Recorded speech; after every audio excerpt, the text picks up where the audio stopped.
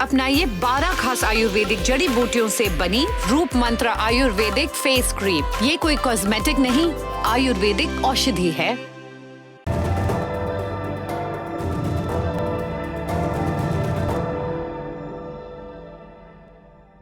लता जी ने बढ़िया गाना गाया है, लुका छिपी बहुत हुई।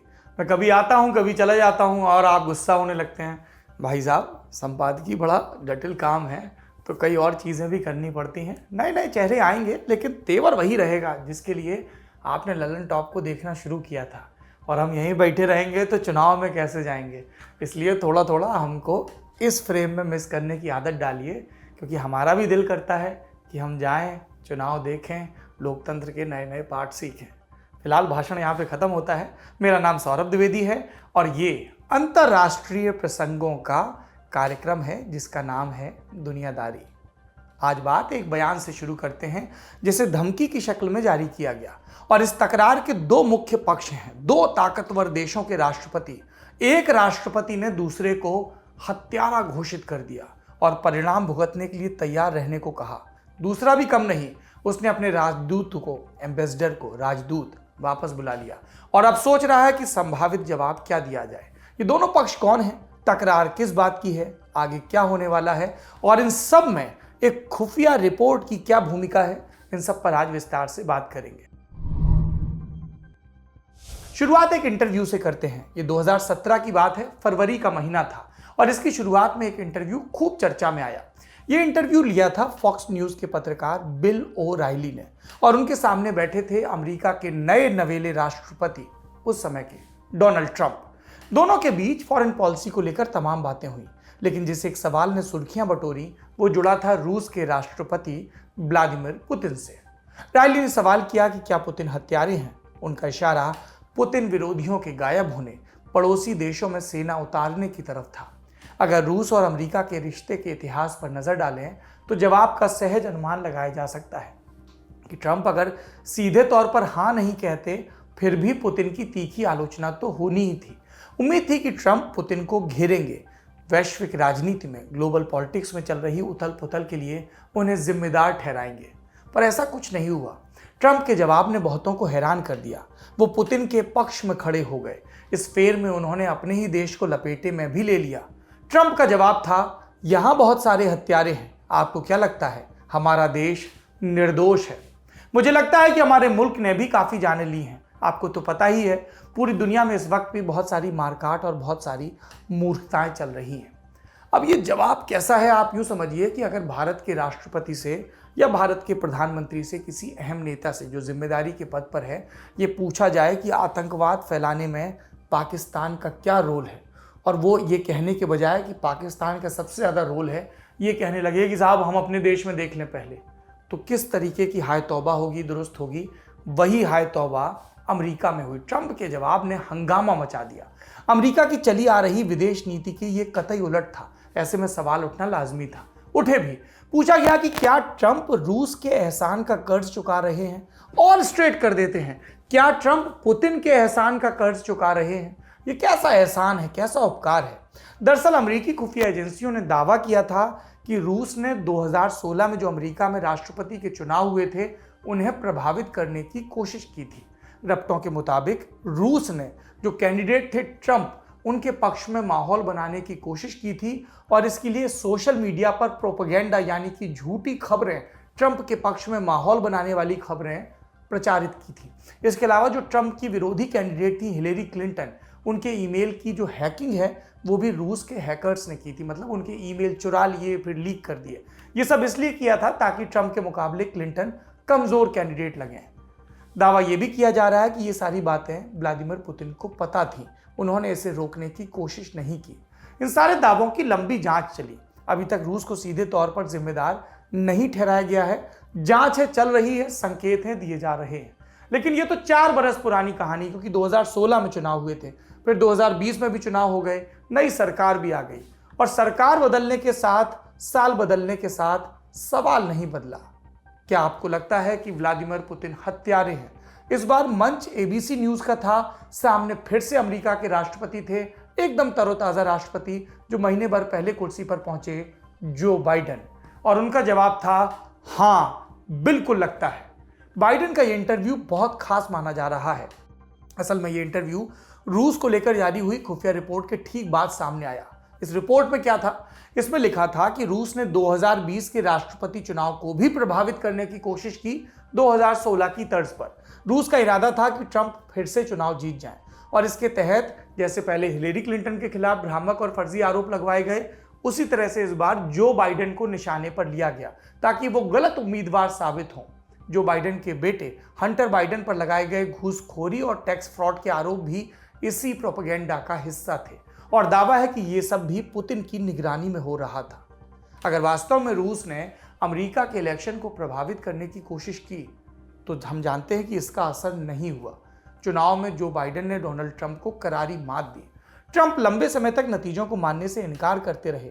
जिस जगह भी हो सकता था उस जगह धांधली के आरोप लगाए। इलेक्शन कमेटी को भी नहीं बख्शा, लेकिन दाल नहीं गली और आखिरकार बेआबरू होकर उन्हें व्हाइट हाउस से जाना पड़ा। जब इंटरव्यू में बाइडेन से इस बाबत सवाल किया गया तो उन्होंने कहा, अगर रशियन इन्फ्लुएंस का आरोप साबित हुआ तो पुतिन को इसकी कीमत चुकानी पड़ेगी। कैसी कीमत? इस सवाल पर जो बाइडेन ने पर्दा डाल दिया, अभी कुछ नहीं कहा। यह कहा कि यह जानने के लिए थोड़ा सा इंतजार करना होगा। भगवान कसम, अल्ताफ राजा का गाना याद आ गया। यह इंटरव्यू सामने आने के बाद सवाल बनता है, रूस ने क्या बोला, उसका रिएक्शन क्या था, अब रूस क्या करेगा? शुरुआती तौर पर दो चीजें हुई। पहला, एक बयान आया रूस के विदेश मंत्रालय का। क्या बयान है? दोनों देशों के पास एटम बम है, ऐसे में इस तरह के बयान मत दीजिए, रिश्ते हमेशा के लिए खत्म हो सकते हैं। रूस के इस बयान को चेतावनी की तरह देखा जा रहा है। हम जानते हैं कि रूस की सत्ता का केंद्र है क्रेमलिन। अमेरिका का जैसे व्हाइट हाउस है वैसे ही रूस का मॉस्को में क्रेमलिन। क्रेमलिन ने कहा है कि चुनाव में हस्तक्षेप के आरोप का कोई आधार नहीं है, ये आधारहीन है, बकवास है। यानी ये भी तयशुदा जवाब था। रूस की जो स्टेट ड्यूमा है, यानी संसद का निचला सदन ड्यूमा, वहां पर हत्यारे वाले बयान पर ड्यूमा के स्पीकर वासिस्लाव वोलोदिन की प्रतिक्रिया भी आई। उन्होंने कहा कि जो अमेरिका के राष्ट्रपति हैं जो बाइडेन, उन्होंने रूस के करोड़ों नागरिकों का अपमान किया है। हम जानते हैं कि रूस में आज की तारीख में व्लादिमीर पुतिन की वही हैसियत है जो एक समय जोसेफ स्टालिन की थी, मैं ही ईश्वर हूं वाली छवि। पुतिन 2 दशकों से सम्राट की तरह देश चला रहे हैं। जब भी कार्यकाल खत्म होने को होता है कानून बदलवा देते हैं। विरोधियों की संख्या ना के बराबर है। ऐसे लोग या तो जेल में बंद हैं या मार दिए गए हैं। इन मामलों में पुतिन का कोई धर्म ईमान नहीं। जानकारों की माने तो पुतिन को हत्यारा कहना दोनों देशों के रिश्तों पर भारी पड़ सकता है इन सारे प्रकट सत्यों के बावजूद, क्योंकि अभी का रूस सोवियत विघटन की मार से दूर निकल आया है और अमेरिका के प्रभुत्व को चुनौती दे रहा है। इस बीच जो दूसरी बड़ी चीज हुई है वो ये है कि रूस ने अमेरिका में मौजूद अपने राजदूत को वापस बुला लिया है और ये एक बड़ा कदम है। विदेश मंत्रालय ने कहा है कि उन्हें सलाह लेने के लिए बुलाया गया है ताकि ये तय किया जा सके कि अमेरिका को क्या जवाब दिया जाए और आगे कैसे रिश्ते रखे जाएं। ये भी कहा कि रिश्तों में बिगाड़ का जिम्मेदार अमेरिका होगा। तो अभी एम्बेसडर अगर पूरी तरह से वापस नहीं आए, यानी कि चीज़ों का पूरी तरह से विघटन नहीं हुआ, रायता पूरा नहीं पसरा है। ये तो रूस की रिएक्शन हो गई। अब अमेरिका की बात करते हैं। वो इस स्थिति पर नजर बनाए हैं। उसने अपने एम्बेसडर को मॉस्को में रहने दिया है ताकि दोनों देशों के बीच बातचीत का रास्ता बंद ना हो। अगर बात बिगड़ती है तो समय रहते संभाला जा सके। बाइडेन को उम्मीद है कि खटास के बावजूद रूस के साथ दोस्ताना संबंध रखे जा सकते हैं, लेकिन इस भरोसे का फिलहाल कोई आधार नहीं दिखता। जब तक दोनों नेता आपस में बातचीत ना करें तो वो ज़्यादा सुखदायी स्थिति नहीं ला पाएंगे। बातचीत ज़रूरी है। पहले ऐसा नहीं हो पाया। पहल हुई थी 10 साल पहले, तब पुतिन रूस के प्रधानमंत्री थे और उन्होंने दिमित्री मेदवेदेव को कठपुतली राष्ट्रपति बना रखा था। चाबी उन्हीं के पास थी। जो बाइडेन तब बराक ओबामा के डेप्यूटी थे, यानी कि उपराष्ट्रपति। वो मार्च 2011 में ऑफिशियल विजिट पर मॉस्को गए थे और तब उनकी पुतिन से भी मुलाकात हुई थी। दोनों कमरे में अकेले थे। मौका देखकर बाइडेन ने कहा, मिस्टर प्राइम मिनिस्टर, मैं आपकी आंखों में देखकर बात कर रहा हूं। मुझे नहीं लगता कि आपके अंदर रूह यानी आत्मा जैसी कोई चीज़ है। बाइडेन शायद ये कहना चाह रहे थे कि पुतिन के भीतर मनुष्यता नहीं बची, करुणा नहीं बची। ये सुनकर पुतिन के चेहरे पर कुटिल मुस्कान तैर गई। उन्होंने उसी अंदाज में कहा, बढ़िया, अब हम एक दूसरे को अच्छे से समझने लगे हैं। बाइडेन ने हालिया इंटरव्यू में ये कहा कि विदेश नीति साधने का सबसे सही रास्ता है कि आप सामने वाले को जानें। जितना ज़्यादा जानेंगे उतना अच्छा। क्या ये बात पुतिन पर लागू होती है? जानकार इससे इत्तेफाक नहीं रखते। पुतिन के संदर्भ में कोई भी पूर्वाग्रह या ये सोच कि हम जानते हैं कब ध्वस्त हो जाए पता नहीं चलता। आपने अभी वाले मतभेद के बारे में सुन लिया। क्या इनको सुलझाकर सब चंगा हो जाएगा? जवाब है नहीं, मुद्दे और भी हैं। क्या मुद्दे हैं अमेरिका और रूस के बीच?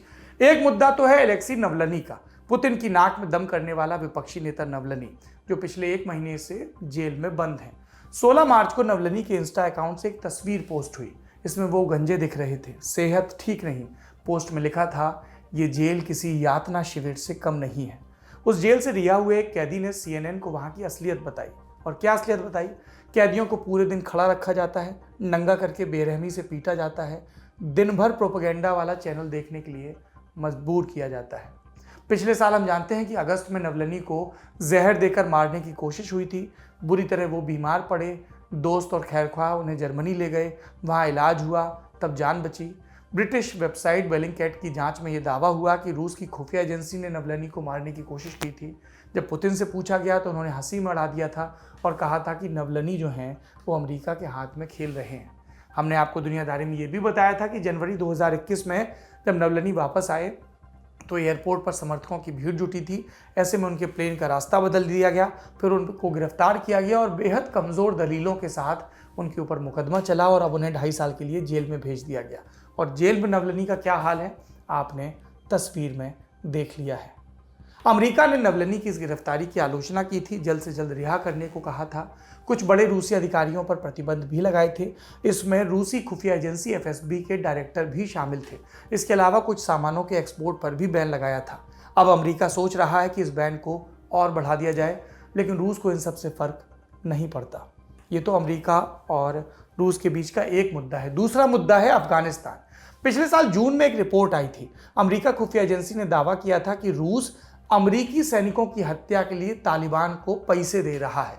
इसकी जांच हुई, उस पर तब ज़्यादा ध्यान नहीं दिया गया क्योंकि ट्रंप सरकार थी जिसने चुप्पी साध ली। लेकिन जब जो बाइडेन राष्ट्रपति बने तो उन्होंने परंपरा के तौर पर बाकी देशों से बातचीत की शुरुआत की और उसी क्रम में 26 जनवरी को उनकी पुतिन से बात हुई और इस बात में उन्होंने इस मुद्दे को उठाया कि अफगानिस्तान में आतंकवादियों को पैसे देने की बात सामने आ रही है। पुतिन ने आरोप कबूला नहीं, पर भरोसा दिलाया कि दोनों देश मिलकर शांति की दिशा में कदम उठाएंगे। अमेरिका 1 मई 2021 तक अपने सभी सैनिकों को अफगानिस्तान से निकालने की तैयारी में जुटा है। हालांकि फिलहाल लग रहा है कि ये डेडलाइन पूरी नहीं हो पाएगी। अमेरिका में फिलहाल 1000 अमेरिकी सैनिक तैनात हैं। इसमें एक मुद्दा ये भी था कि भारत इस पूरी शांति प्रक्रिया में शामिल हो। रूस नहीं चाहता था, अमेरिका चाहता था, भारत के भी हित थे और अब भारत शामिल होता दिख रहा है। तीसरा मुद्दा जो अमेरिका और रूस के बीच है वो है हैकिंग का, और इसका जिन्न बार बार बोतल से बाहर निकल आता है। पिछले साल की शुरुआत में दिग्गज अमेरिकी IT कंपनी SolarWinds पर वायरस अटैक हुआ। हैकर्स ने हमला किया। अमेरिकी सरकार के कई महत्वपूर्ण विभाग SolarWinds के क्लाइंट हैं। कई ज़रूरी डॉक्यूमेंट हैकर्स के हाथ लगे। महीनों तक इस अटैक की रिपोर्ट ही बाहर नहीं आई। इसके अलावा कोविड-19 वैक्सीन के संदर्भ में भी हैकर्स से सावधान रहने की सलाह दी गई थी। अमेरिकी अधिकारियों का कहना है कि इन सब के पीछे रूस के हैकर्स का हाथ है और उन्हें सरकार से सपोर्ट मिलता है। बाइडेन सरकार के सामने रूस के हैकर्स को नियंत्रण में रखने की चुनौती है। जो बाइडेन के लिए रूस पर नकेल कसना मुश्किल होने वाला है। वहाँ का निज़ाम बदला हुआ है, पहले से ज़्यादा ताकतवर है। तो क्या ये आधुनिक कोल्ड वॉर की आहट है? और अगर ये आधुनिक कोल्ड वॉर है तो इसमें चीन का रोल क्या होगा? ये सब अभी आसानी से नहीं कहा जा सकता, पर यह तय है कि रूस और अमेरिका के संबंधों में जितनी गर्मी आएगी उतना ही दुनिया का तापमान बढ़ेगा। आज की दुनियादारी में इतना ही। अपना और अपनों का ख्याल रखिए। शुभ रात्रि।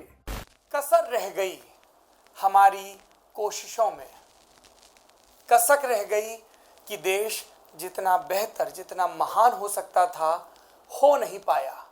और एक कसम रह गई कि देश का जो कर्ज है उसे थोड़ा बहुत तो उतारना है। भावुकता का लबादा ओढ़कर बोलता तो यूं बोलता, लेकिन बात सीधी है तो सच्चे ढंग से आप तक कही जानी है। लल्लन टॉप लेकर आया है एक नया प्लेटफॉर्म, तेरा तुझको अर्पण। ये प्लेटफॉर्म उन सब भारतवासियों के लिए है जो भारत से दूर किसी दूसरे देश की जमीन पर है, कभी पढ़ाई के लिए, कभी नौकरी के लिए। ये उन सब भारतवंशियों के लिए भी है जिनकी पहचान का हिस्सा ये महान देश है, लेकिन कुछ कसर और कसक है। तो आइए कसम खाएं कि देश को बेहतर बनाएं। हमें आपसे चाहिए आपके हिस्से का ज्ञान, जो आप लल्लन टॉप के जरिए अपने देशवासियों के साथ साझा करें। ये मस्ती के पल भी हो सकते हैं जब आप कहीं घूमने जाएं और आपको लगे कि सिर्फ मेरे यार दोस्त और परिवार वाले ही क्यों, पूरा देश जाने इन नायाब चीजों के बारे में, ये पॉलिसी से जुड़ा, ज्ञान से जुड़ा कोई मसला हो सकता है। तो आइए और लल्लन टॉप की इस नई पेशकश तेरा तुझको अर्पण का हिस्सा बनिए।